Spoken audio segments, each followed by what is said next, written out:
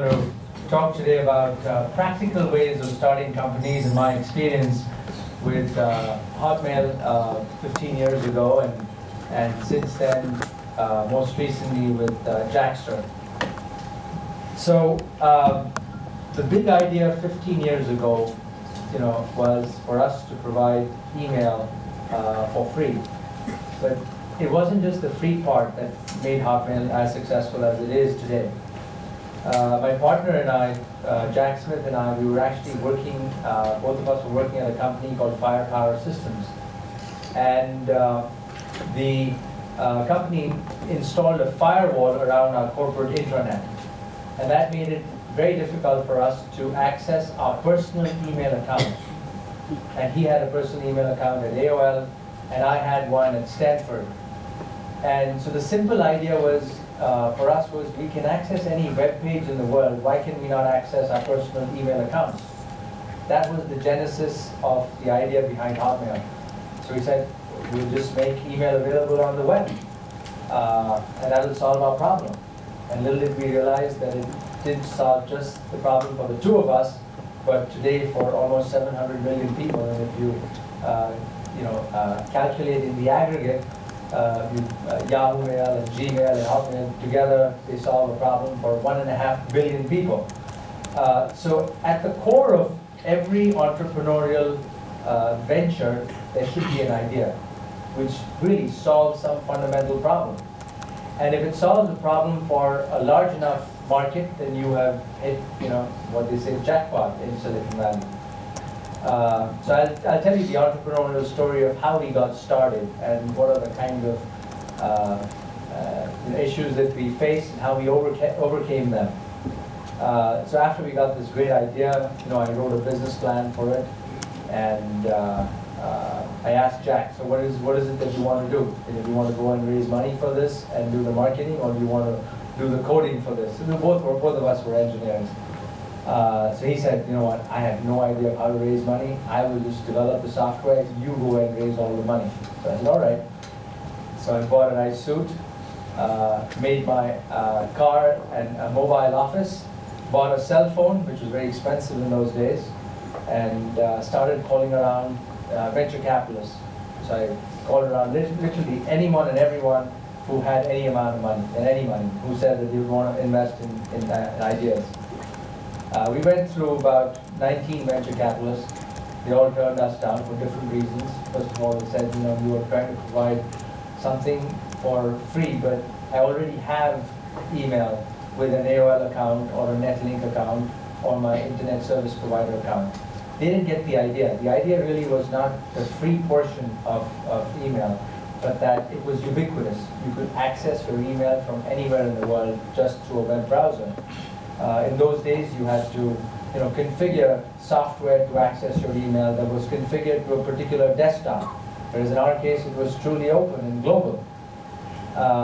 So many others turned us down because we were both only 26 years old, and both of us had experience working at Apple Computer. We actually started our careers at Apple, but then we were working at Firepower, designing PowerPC-based laptops with designing chips.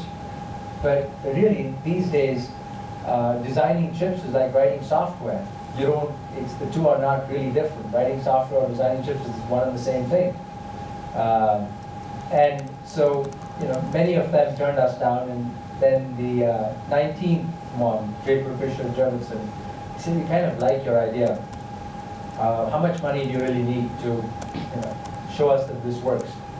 And so we had put together a business plan, which put down the kind of expenses that we would incur, the size of the market, the number of people we would hire to make this happen.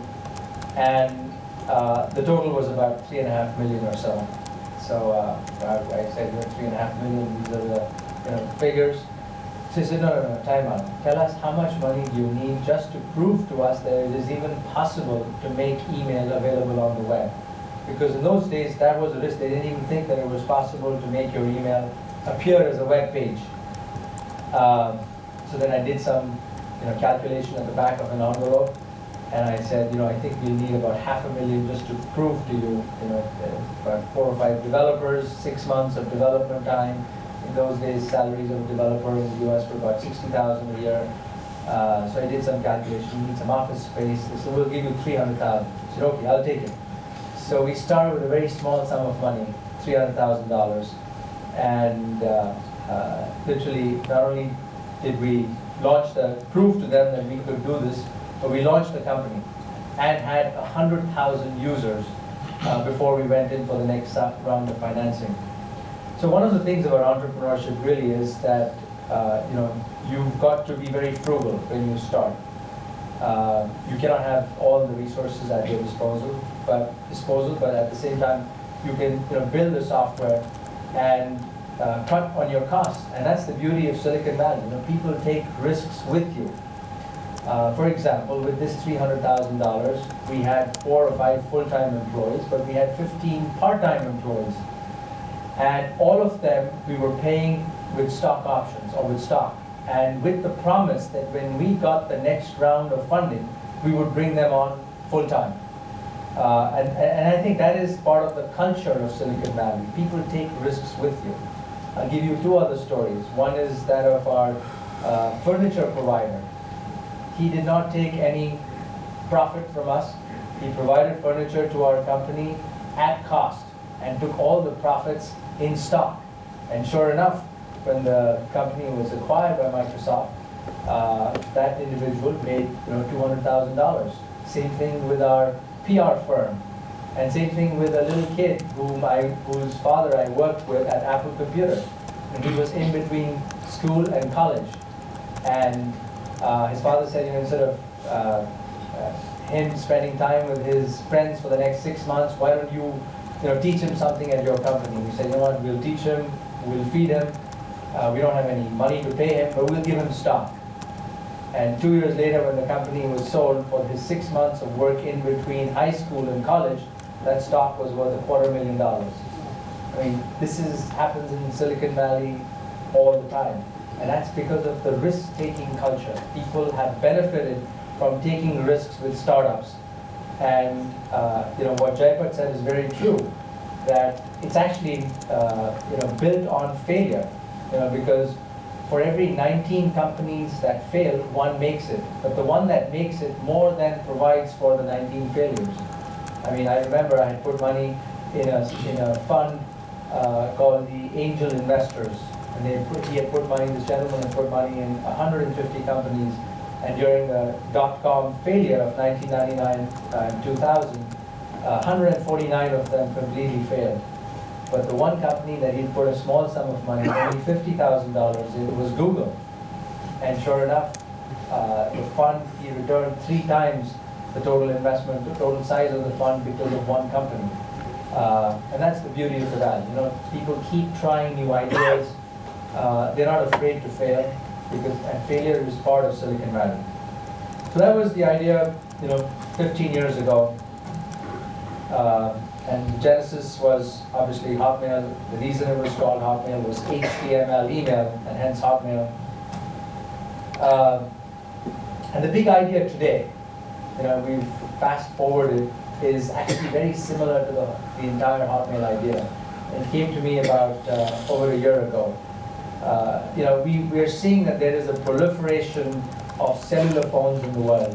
And there are already 5.5 billion cell phones in the world and counting. Each month, at least 60, 70 million new cellular users are added. And along with that, you also find that these are increasingly becoming data enabled. And today there are about a little shy of 1 billion phones that are data enabled. But in the next 3 to 4 years, this number is expected to grow from about 1 billion phones to about all 5 billion of them will be data enabled. And that's so the next big idea that we think is ready for disruption.